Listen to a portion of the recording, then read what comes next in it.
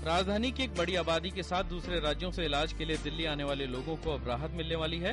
जी हां, दिल्ली के अस्पतालों में मरीजों और तीमारदारों को अब ओपीडी कार्ड यानी बाह्य रोगी विभाग में पंजीकरण करवाने के लिए घंटों लाइन में नहीं लगना होगा।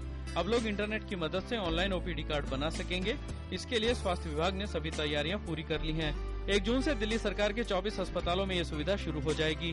24 हॉस्पिटल्स कवर कर रहे हैं, जिसमें अभी तो उन्होंने कहा है कि कुछ स्पेशलिटी में 1 से 100 तक लोग रजिस्टर कर सकते हैं। तो मान लीजिए हमने कहा कि हम आज से 10 दिन बाद रजिस्टर कर रहे हैं, तो विल नो कि 100 हो गए तो 100 के बाद नहीं करेंगे, क्योंकि सुबह लोग भी ओपीडी में आते हैं। तो it means we can not allow someone going to OPD line, he will also get preference. We are only allowing someone who can plan their visit after 1 week. He can book with doctor, particular specialist, and will get appointment. He can go there and show it to doctor.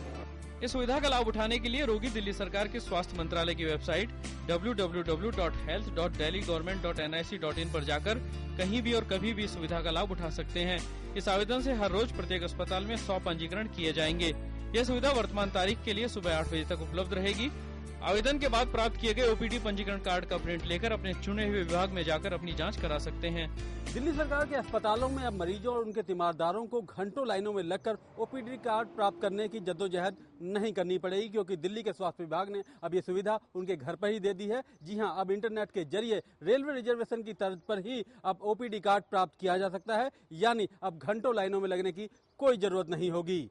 Cameraman Vinay Tiwari के साथ गिरीश निशाना, DD news, Delhi.